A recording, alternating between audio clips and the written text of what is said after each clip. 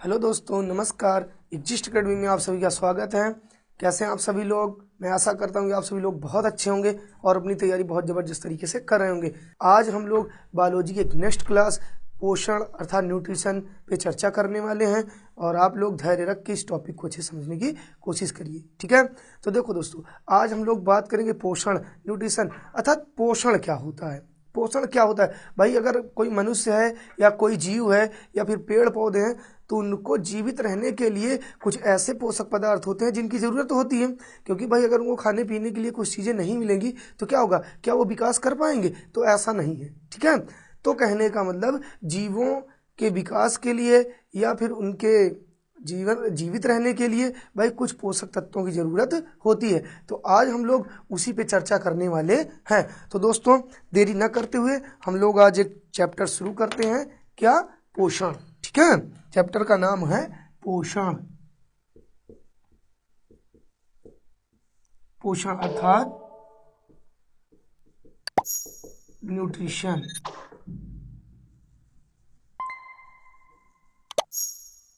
पोषण अर्थात न्यूट्रिशन। तो देखो, अब सबसे पहली बात ये होती है कि अर्थात पोषण होता क्या है, अर्थात पोषण होता क्या है, ठीक है। तो देखो बच्चा, भोजन से पोषक पदार्थों को ग्रहण करना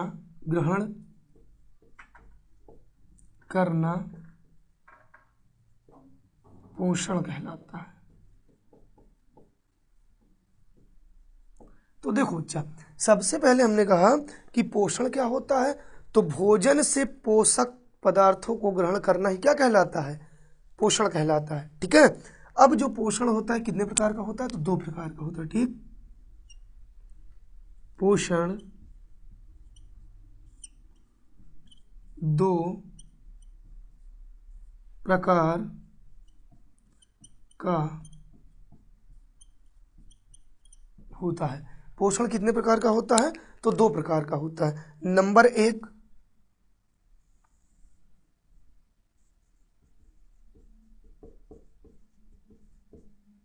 स्वपोषण,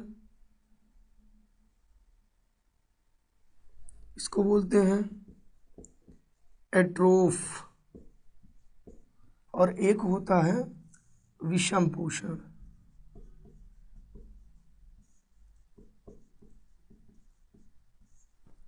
या परपोषण, को बोलते हैं हेट्रोफ,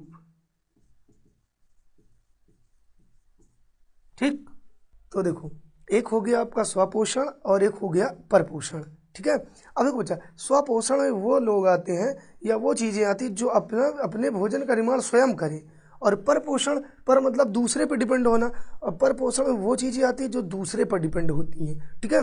तो देखो, जो स्वपोषण है इसके अंतर्गत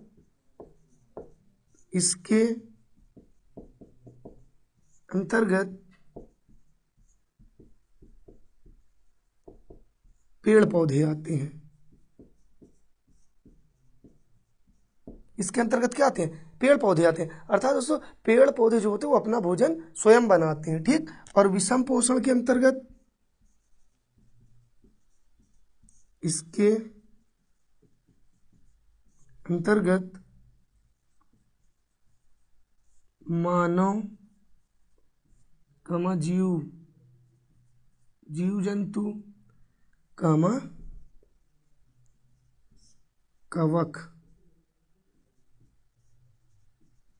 आते हैं, ठीक।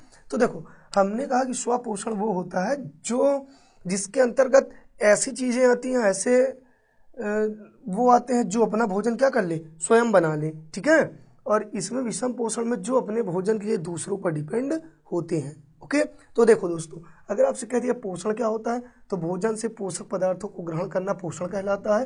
पोषण दो प्रकार का होता है, एक होता है स्वपोषण और दूसरा होता है विषम पोषण। इसके अंतर्गत पेड़ पौधे आते हैं और इसके अंतर्गत मानव जीव जंतु कवक आते हैं। अब आते हैं कुपोषण पे।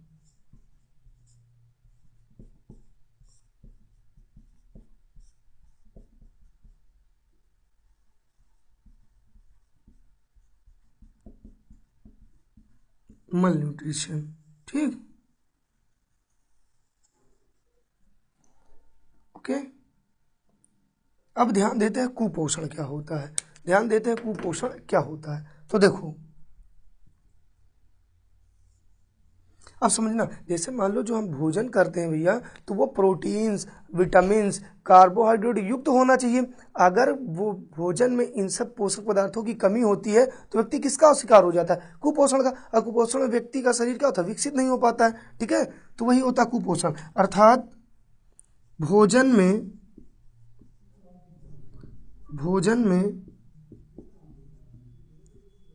पोषक पदार्थों की कमी को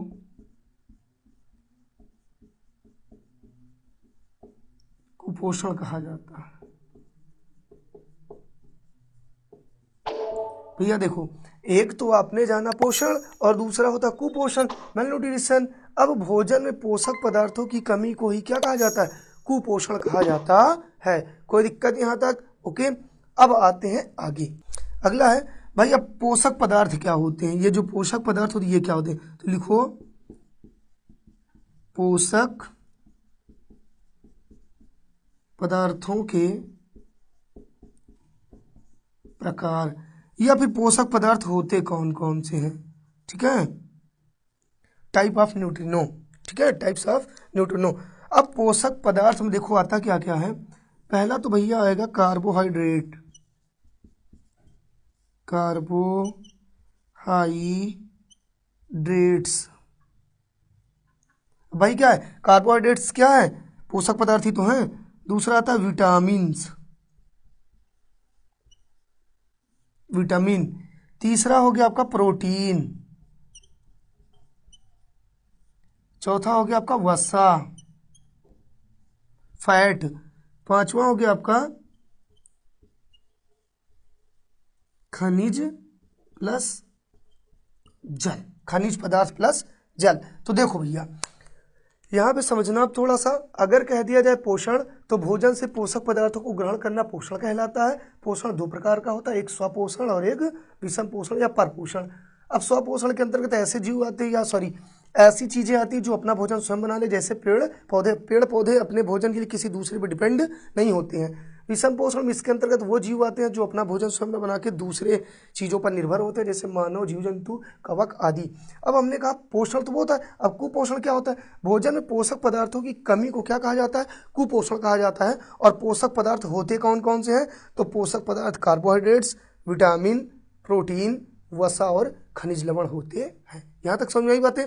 अब देखो दोस्तों, अब हम लोग एक एक चीज को कवर करने की कोशिश करेंगे। और सबसे पहले हम लोग अब जो पढ़ेंगे वो पढ़ेंगे कार्बोहाइड्रेट्स। ठीक है, जो सबसे पहला पढ़ेंगे पढ़ेंगे कार्बोहाइड्रेट्स। ओके, तो कार्बोहाइड्रेट्स हम लोग जानने की कोशिश करते हैं। जैसा कि इससे पहले हमने बताया आपको कि पोषक पदार्थ कौन कौन से होते हैं।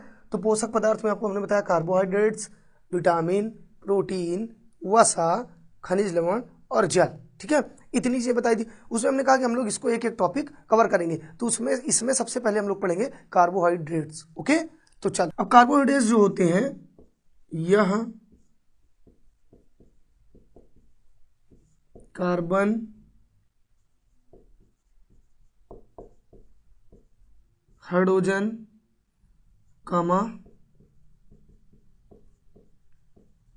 ऑक्सीजन के अणु होते हैं। ठीक, इन्हें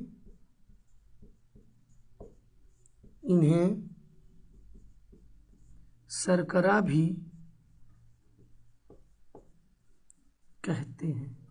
इन्हें क्या कहते हैं? शर्करा भी कहते हैं। ओके, तो देखो अब यहां समझना, इनका जो अनुपात होता है,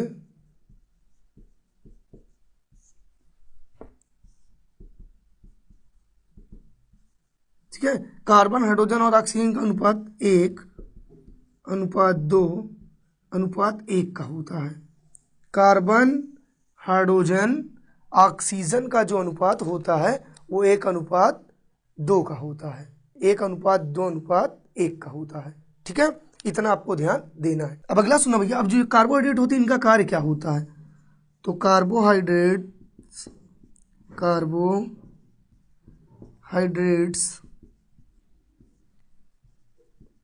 हमारे शरीर को त्वरित ऊर्जा कार्बोहाइड्रेट्स हमारे शरीर को त्वरित ऊर्जा प्रदान करते हैं।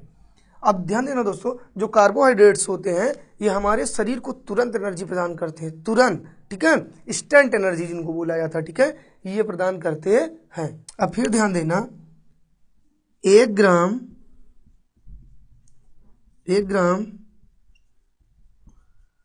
कार्बोहाइड्रेट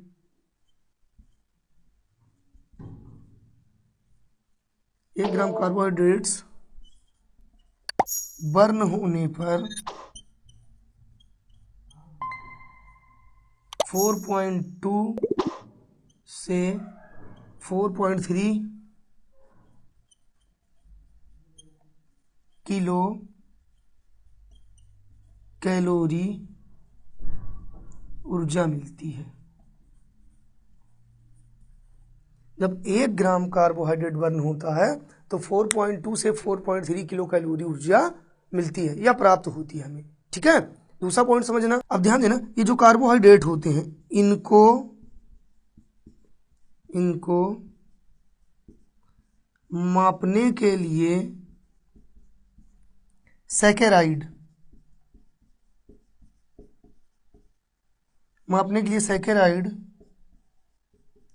का प्रयोग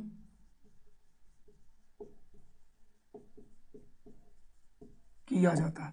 कार्बोहाइड्रेट को मापने के लिए किसका प्रयोग किया जाता है? तो सैकेराइड का प्रयोग किया जाता है। ओके, कोई दिक्कत यहां तक? अब ध्यान देते हैं कि कार्बोहाइड्रेट कितने प्रकार का होता है। ठीक भैया, तो लिखो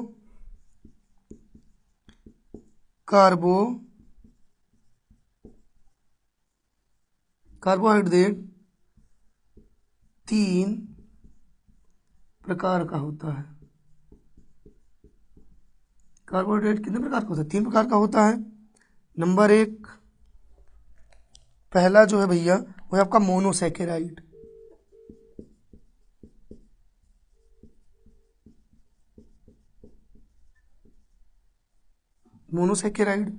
दूसरा है डाई सैकेराइड या इसी को बोलते हैं ओलिगोसैकेराइड। ओलिगोसैकेराइड। और लास्ट आपका थर्ड वाला है पॉलीसैकेराइड। कौन सा सैकेराइड? पॉलीसैकेराइड।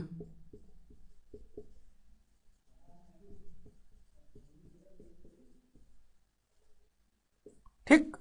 तो देखो दोस्तों, अगर कह दिया जाए कार्बोहाइड्रेट्स जो होते हैं ये क्या करते हैं? हमारे शरीर को तुरंत एनर्जी प्रदान करते हैं, इंस्टेंट एनर्जी देते हैं। अगर कह दिया जाए कि 1 ग्राम कार्बोहाइड्रेट जब बर्न होता है तो कितने कैलोरी ऊर्जा मिलती है? तो 1 ग्राम कार्बोहाइड्रेट बर्न होने पर 4.2 से 4.3 किलो कैलोरी ऊर्जा मिलती है। इनको मापने के लिए किसका प्रयोग किया जाता है? तो सैकेराइड का प्रयोग किया जाता है। और कार्बोहाइड्रेट अगर पूछा जाए कितने प्रकार का होता है, how many types of carbohydrates, तो आप बताएंगे there are 3 types of carbohydrates. ठीक है, नंबर 1 मोनोसैकेराइड, नंबर 2 डाइसैकेराइड या ओलिगोसैकेराइड, और नंबर 3 पॉलीसैकेराइड। ओके, कोई दिक्कत यहां तक? ओके, अब ध्यान देना बच्चा, अब हम लोग फिर इसमें एक एक टॉपिक कवर करेंगे। अब सबसे पहले हम लोग पढ़ेंगे मोनोसैकेराइड के बारे में। किसके बारे में पढ़ेंगे? सबसे पहले मोनोसैकेराइड के बारे में। ठीक है, इसको मिटा दूं, मिटाऊं इसे? ओके, सब लोग नोट डाउन करते रहिए। और प्लीज़ अगर वीडियो अच्छी लग रही हो तो वीडियो को लाइक करिए, चैनल को सब्सक्राइब करिए, वीडियो को शेयर करना ना भूलिए। ठीक है, क्योंकि आपका एक लाइक हम लोग मोटिवेशन देता है, जिससे हम लोग और अच्छे से अच्छा करने की कोशिश करेंगे। ठीक है, और बच्चा मैं फिर से बता दूं, ये विज्ञान की क्लासेस आपकी किसी परीक्षा के लिए, चाहे वो रेलवे हो, चाहे वो यूपीपी हो, चाहे वो अन्य कोई परीक्षा हो, उसके लिए बहुत महत्वपूर्ण होने वाली है। ठीक है, एक बार आप इसका अच्छा खासा नोट्स बनाते चलिए। ठीक है, मिटाऊं इसे? ओके, चल देखो बच्चा, हमने क्या कहा है? सबसे पहले हम लोग पढ़ेंगे मोनोसैकेराइड। ठीक, तो देखो इसके अंदर क्या पढ़ेंगे?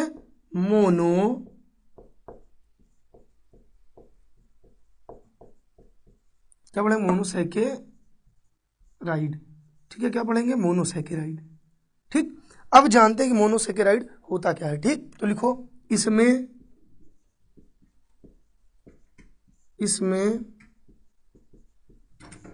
शर्करा का केवल एक अणु होता है। इसमें शर्करा का केवल कितना अणु होता है? तो एक अणु होता है। दूसरा पॉइंट समझना, इनका स्वाद मीठा होता है। इनका स्वाद कैसा होता है? मीठा होता है। ठीक, अगला पॉइंट, इनका स्वाद क्या होता है? मीठा होता है। फिर है ये जल में घुलनशील होते हैं। जल में घुलनशील होते हैं। फिर इसके अंतर्गत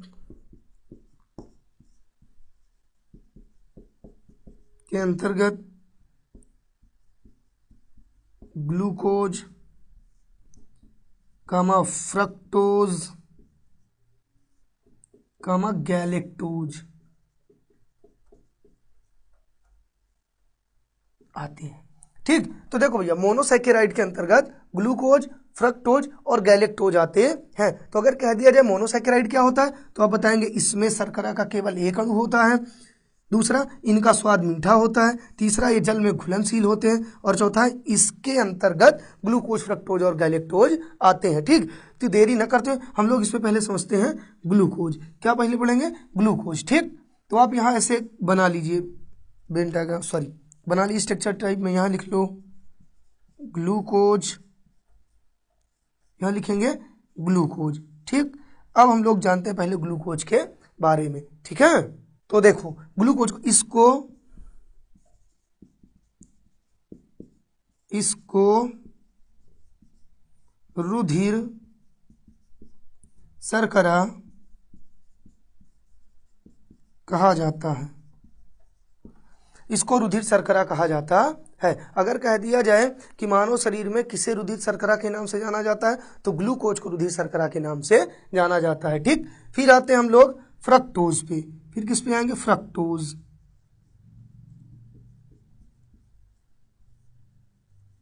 अगला है आपका फ्रक्टोज। ठीक, अब देखो फ्रक्टोज को जानते हैं। ठीक, इसे फलों वाली शर्करा कहा जाता है। इसे कौन सी शर्करा कहा जाता है? फलों वाली शर्करा कहा जाता है, क्योंकि ये फलों में पाई जाती है। ठीक, दूसरा पॉइंट है, ये जो फ्रक्टोज होता है, यह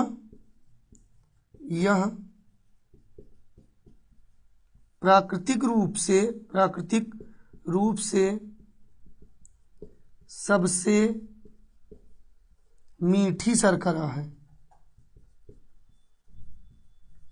यह प्राकृतिक रूप से सबसे मीठी शर्करा, अगर कह दिया जाए प्राकृतिक रूप से सबसे मीठी शर्करा कौन सी होती है, तो फ्रक्टोज होती है। और ग्लूकोज को रुधिर शर्करा के नाम से जाना जाता है। ठीक, ओके, अगला समझते हैं। अगर कह दिया जाए भैया कृत्रिम रूप से सबसे मीठी शर्करा कौन सी होती है, तो देखो, तो कृत्रिम रूप से सबसे मीठी शर्करा, कृत्रिम रूप से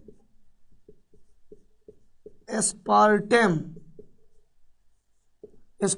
शर्करा होती है।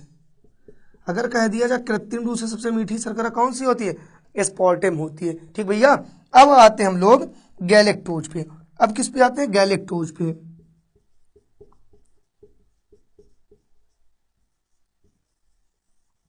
थर्ड आता है गैलेक्टोज।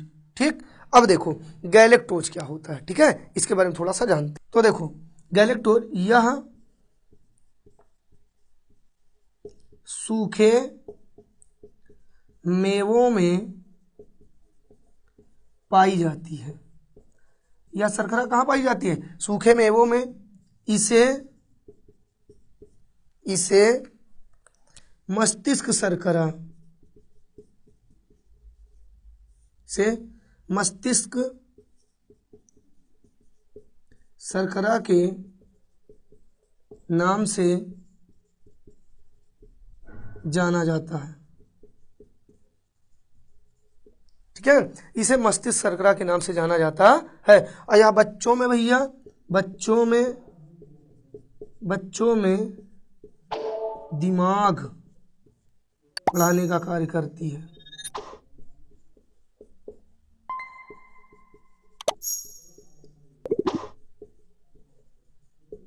यहाँ बच्चों में दिमाग बढ़ाने का कार्य करती है। कोई दिक्कत यहाँ तक? ओके। अब हम लोग आते हैं अगला, मोनोसैकेराइड पढ़ लिए, नेक्स्ट पढ़ेंगे डाइसैकेराइड या ओलिगोसैकेराइड। ठीक है, मिटाओ इसको। अगला आता है डाइसैकेराइड। डाइसैकेराइड या ओलिगोसैकेराइड या फिर ओलिगोसैकेराइड। तो देखो, कार्बोहाइड्रेट्स के अंदर हमने मोनोसैकेराइड को पढ़ लिया, अब पढ़ रहे हैं डाइसैकेराइड। ठीक है, अब जो डाइसैकेराइड होता है इसके बारे में हम लोग थोड़ा सा जानते हैं। इसमें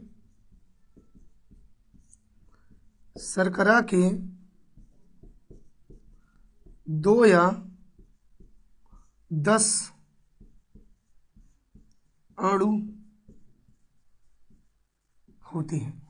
इसमें शर्करा के कितने अणु होते हैं? तो 2 या 10 अणु होते हैं। अगला भैया, इनका स्वाद मीठा होता है। इनका स्वाद मीठा होता है। ठीक, इसके अंतर्गत क्या क्या आते हैं? तो इसके अंतर्गत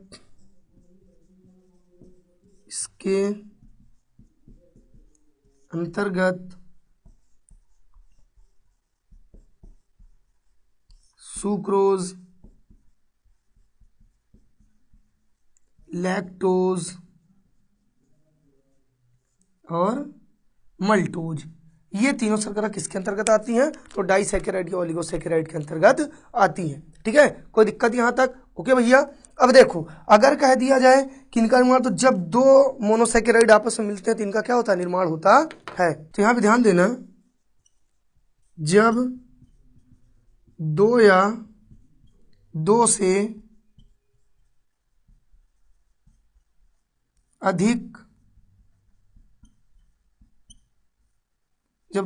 अधिक मोनोसैकेराइड आपस में मिलते हैं तो इनका निर्माण होता है। ठीक है, जब 2 या 2 से अधिक मोनोसैकेराइड आपस में मिलते हैं तो फिर डाइसैकेराइड या ओलिगोसैकेराइड का निर्माण होता है। ओके दोस्तों, कोई दिक्कत यहाँ तक? अब देखो, हम लोग समझते हैं कि सुक्रोज, लैक्टोज और मल्टोज किसके अंतर्गत आती हैं। ठीक, तो यहाँ पे ध्यान देना, एक ऐसी स्ट्रक्चर बना लीजिए आप लोग। यहाँ पहले पढ़ेंगे सुक्रोज, सेकंड है लैक्टोज,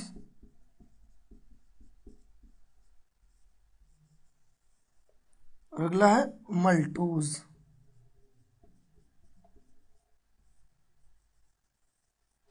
ठीक है, मल्टोज शर्करा। ठीक, तो सुक्रोज होता है, यह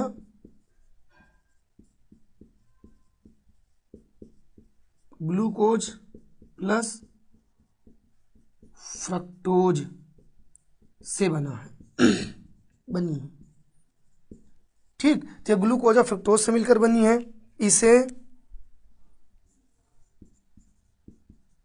इसे शुगर केन या केन शर्करा के नाम से जाना जाता है, अर्थात गन्ने वाली शर्करा या चीनी भी इसी को बोलते हैं। क्या बोलते हैं इसी को? चीनी भी बोलते हैं। दूसरा पॉइंट ध्यान देना बच्चा, अर्थात ये गन्ने में पाई जाती है। दूसरा पॉइंट है या शहद में भी पाई जाती है। ये कहाँ पाई जाती है? शहद में भी पाई जाती है। और शहद को जब हम उच्च तापमान पर गर्म करते हैं तब उससे कौन सी शर्करा मिलती है? सुक्रोज शर्करा। लिख लो, उच्च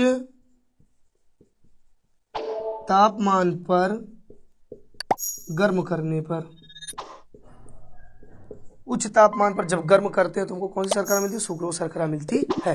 ओके, अगला आते हैं लैक्टोज शर्करा में। यह दूध में पाई जाती है। लैक्टोज शर्करा कहाँ पाई जाती, सॉरी लैक्टोज शर्करा कहाँ पाई जाती है? तो दूध में पाई जाती है। ओके, इतना ध्यान देना कि लैक्टोज शर्करा कहाँ पाई जाती है? तो दूध में पाई जाती है। ठीक भैया, ये जो लैक्टोज शर्करा है ना, यह ग्लूकोज प्लस गैलेक्टोज, या ग्लूकोज प्लस गैलेक्टोज से मिलकर बनी है। ये ग्लूकोज प्लस गैलेक्टोज से मिलकर बनी है। तो यहाँ तक कोई दिक्कत? अगर कह दिया जाए कि लैक्टोज शर्करा तो यह दूध में पाई जाती है और यह ग्लूकोज प्लस गैलेक्टोज से मिलकर बनी है। अब आते हैं दोस्तों मल्टोज शर्करा पर। तो लिखो, यह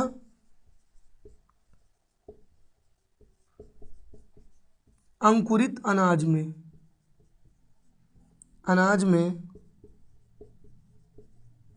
पाई जाती है। यह कहाँ पाई जाती है? तो अंकुरित अनाज में पाई जाती है। ठीक, यह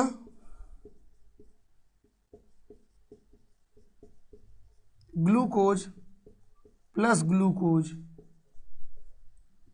के मिलने से बनती है। यह ग्लूकोज प्लस ग्लूकोज के मिलने से बनती है। तो देखो बच्चा, अंकुरित अनाज का मतलब क्या हो गया कि जैसे आपका धान हो गया, चना हो गया, मूंग हो गई, ये सब क्या होते हैं? अंकुरित होते हैं कि नहीं भिगोने पर। ठीक है, तो उनमें मल्टोज शर्करा पाई जाती है। लैक्टोज शर्करा दूध में पाई जाती है, ग्लूकोज प्लस गैलेक्टोज के मिलकर बनती है। और सुक्रोज शर्करा गन्ने वगैरह में पाई जाती है। इसे टेबल शुगर भी कहा जाता है, या फिर इसे केन शर्करा भी कहा जाता है, या चीनी एज ए चीनी के रूप में कार्य करती है, यानी चीनी ही होती है। ठीक है, और शहद में भी यह शर्करा पाई जाती है, लेकिन शहद को जब उच्च तापमान पर गर्म करते हैं तब। ठीक, तो कोई दिक्कत यहाँ तक? अब देखो, डाइसैकेराइड आपका क्लियर या ओलिगोसैकेराइड आपका क्लियर हो गया। ठीक है, इससे पहले हम लोगों ने पढ़ा था मोनोसैकेराइड। अब बचता क्या है? पॉलीसैकेराइड। अब क्या बचता है? तो पॉलीसैकेराइड बचता है। ठीक, अब हम लोग कवर करेंगे पॉलीसैकेराइड को। ठीक, ओके दोस्तों, मिटाओ इसको। तो पॉलीसैकेराइड को हम लोग अच्छे से कवर करेंगे। ठीक, क्योंकि डाइसैकेराइड और मोनोसैकेराइड हम लोग कवर कर चुके हैं। तो देखो भैया, इसके बारे में डिफिनेशन लिख लेना।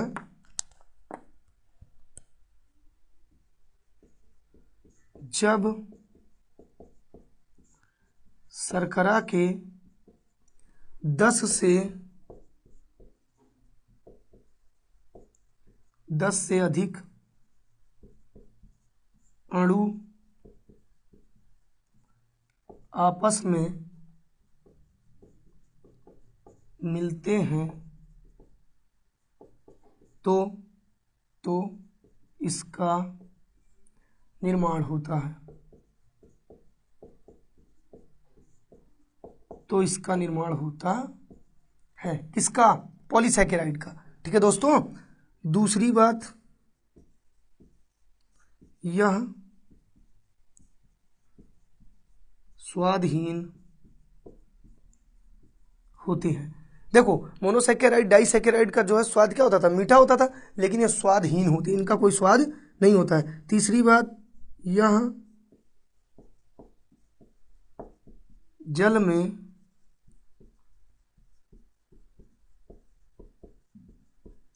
अघुलनशील होते हैं, तथा ये जल में क्या होते हैं? अघुलनशील होते हैं। कोई दिक्कत यहाँ तक? Okay okay. अच्छा, अब उदाहरण में जैसे क्या क्या चीजें आती हैं, जैसे स्टार्च,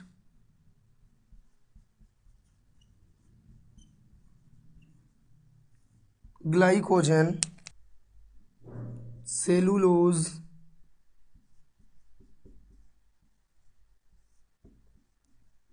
काइटिन, हिपैरिन या हेपरिन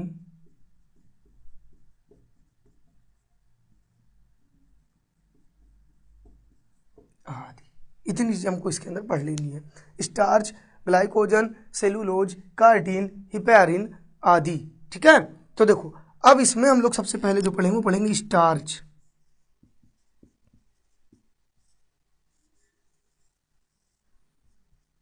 स्टार्च क्या होता है, ठीक है, सबसे पहले जानेंगे स्टार्च क्या होता है। ठीक, तो देखो भैया, स्टार्च पौधे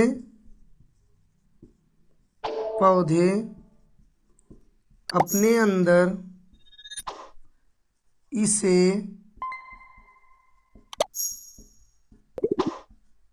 अतिरिक्त भोजन के रूप में संचित करते हैं।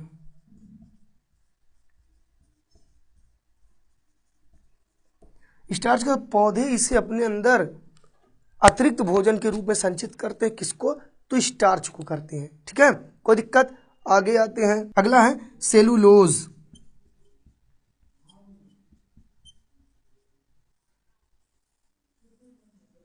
तो देखो भैया, सेलुलोज में है पौधों की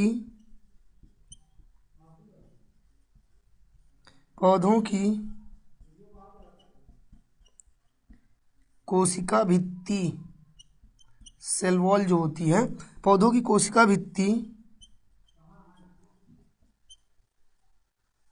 सेलुलोज की बनी होती है। पौधों की जो कोशिका भित्ति होती है किसकी बनी होती है? तो सेलुलोज की बनी होती है। अगला है ग्लाइकोजन।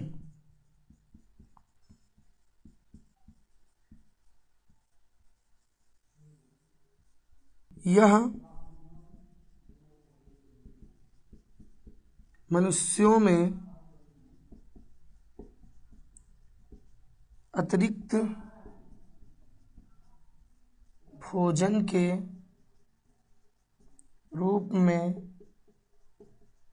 संचित रहता है।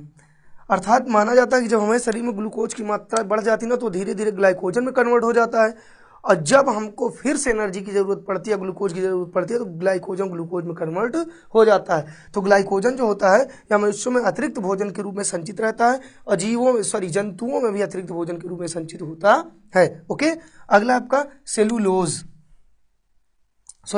होगा। अगला है काइटिन।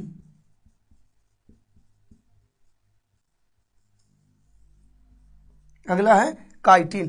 तो देखो भैया, काइटिन यह कवकों एवं कीट पतंगों की कोशिका भित्ति बनाने का कार्य करता है। यह पौधों की कोशिका यह कवकों एवं कीट पतंगों की कोशिका भित्ति बनाने का कार्य करता है। ठीक, अगला है हिपैरिन।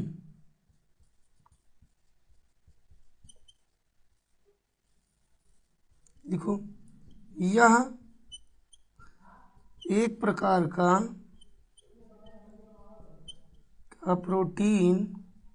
का प्रोटीन होता है जो धमनियों एवं शिराओं में रक्त को